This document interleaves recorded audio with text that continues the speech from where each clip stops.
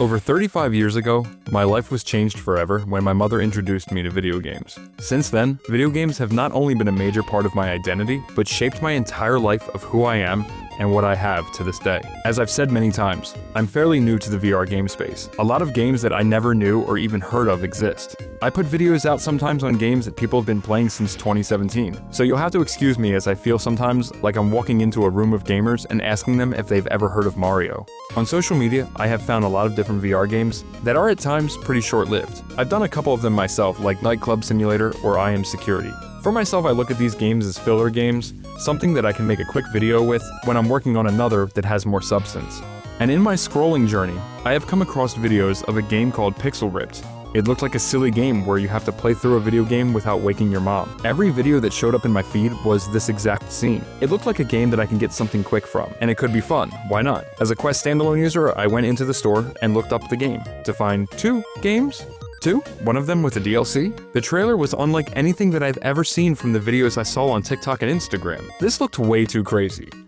So, like a responsible adult I am, I decided to buy all of it without looking up a single thing about the series. I spent my weekend nights playing Pixel Ripped. I found myself having an overwhelming emotional reaction, so much that I had to pause the game and take off my headset and cry. Pixel Ripped 1995, 1989, its DLC, and the recent sequel, 1978, are all developed by an amazingly talented Brazilian team at why can't I say this? Arvor Immersive. Everything from the controls, the writing, the humor, every boss fight, every stage, the creativity of how you tackle each little challenge, and the absolutely sick chiptune soundtrack is so brilliantly crafted to the point where it could take an hour-long video for me to gush about every little thing about this game. But I also don't want to spoil it either, so I'm gonna have to do my absolute best to get this right. There will be light spoilers throughout this video. Thankfully, it's a 5-year-old game, and hopefully you're here just because you also love the game and you want to hear some elder emo millennial idiot talk about it. In Pixel Ripped, you essentially play as the main character Dot, and a video game expert side character like David, Nicola, or Bug, an Atari game developer. Dot is a protector of the Pixel Stone, which keeps balance between all of the video game dimensions and the dimension we live in. And somehow, this short king, the Cybline Lord, steals it. Just like that, huh? Maybe you put a lock on that door or something? I don't know, maybe a few armed guards, I don't know. Moving on. And it's up to Dot to chase him down with the help of the greatest gamer in the world. You. It's you. Obviously it's you, but your name is David, and you're 11, and you're a boy. In 1995, David's mother, Karen, hates him playing video games, while his father, Greg, embraces his hobby and even takes him to the video store to buy a replacement copy of his game at some point when the cartridge breaks from all hell breaking loose in his living room without them even knowing. Pixel Ripped 1995, in particular, follows that 90s trope of a kid's adventure that eventually also involves the parents, and the day is saved, everyone hugs it out, and you feel warm feelings and cry. Everything that happens from the beginning of this game to the moment the credits rolled and brought me back to the main menu absolutely blew my mind time and time again. One second you're playing a cute little VR game with a neighborhood kid just sticking his head through your window talking mad shit about how many L's you take, and the next, the very fabric of space and time clash in a video game dimension and you're controlling Dot in your living room floor, fighting the Cybline Lord's minions, all while sometimes having to let go of the controller and interact with something like a Nerf gun to help fight the boss. And who could not love jamming to this track as you're battling it out for your life in 16-bit?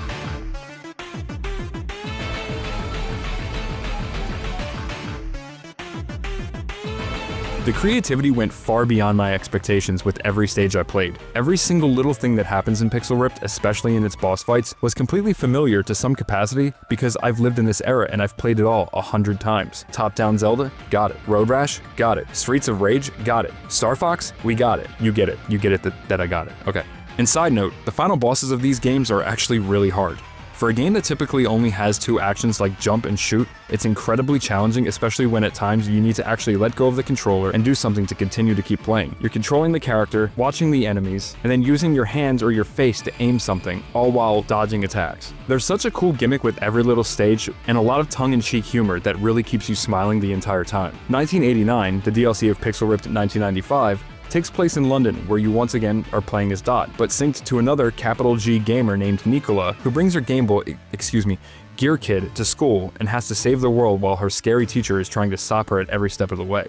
It's a 1 to 2 hour long DLC of amazing level design and hilarious creative writing that kept me just as interested as I was when I was playing Pixel Ripped 1995, and at the end, leaves you on a cliffhanger for its next upcoming sequel, Pixel Ripped 1978.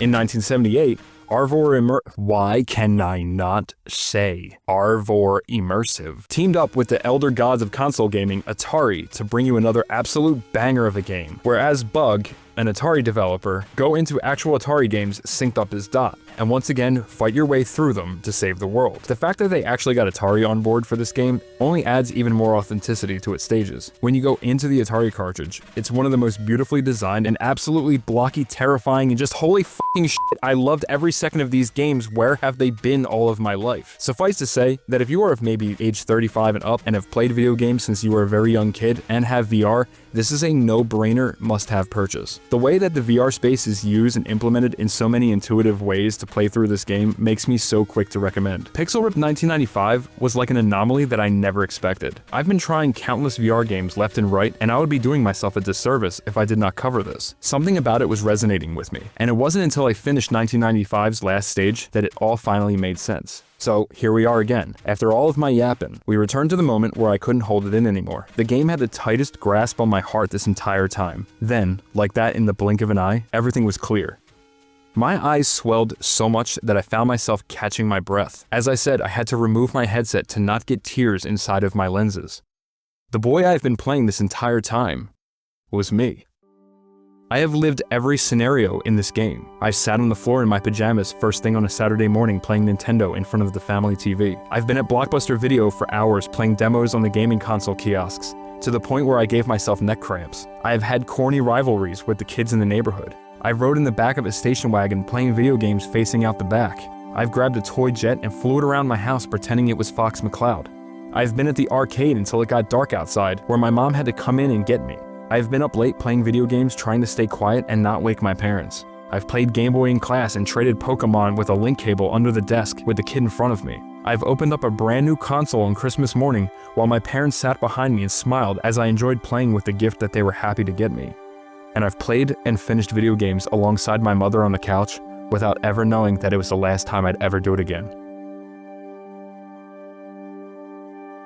And this is sort of irrelevant for everybody else, but I have to mention it because it's very weird. The most insane twist for me through all of this is that my actual parents' names were Karen and Greg, the names of the parents in Pixel Ripped 1995. Excluding the Latin accent from my mother and the sheer goofiness of the father, these were my parents. Karen and Greg Keane literally looked like the cartoon versions of my parents when I was little. Is somebody trolling me? Am I being punked? The only thing that could bring this game closer to me emotionally is if I had to play a minigame where I had to not piss my pants while playing a game for the first time in my friend's house, like Sonic the Hedgehog 3 when it came out. I didn't want to miss a second of gameplay, and there I was, pissing myself behind all of them. They still don't know.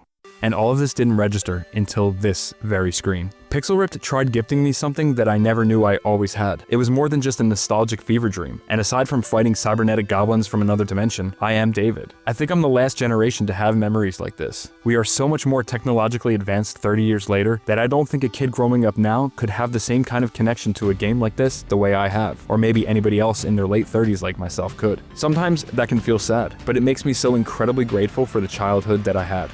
What I thought was a silly little 20-minute shovelware game that I can make some filler content out of ended up being the most incredible heartfelt VR game that I've ever played. Not many games I have played have made me have that kind of emotional reaction like this. Once in a while in anime, some games like The Witcher, Final Fantasy XIV, and The Last of Us are games in recent memory that have broken me emotionally. But the emotions I felt playing Pixel Ripped 1995 didn't hurt. It just made me truly happy to experience what it felt like to be 10 years old again, minus the very fabric of space and time tearing open in front of me. And for that, the Pixel Ripped series really deserves to sit with some of my all-time favorite video games. Thank you all so much for watching.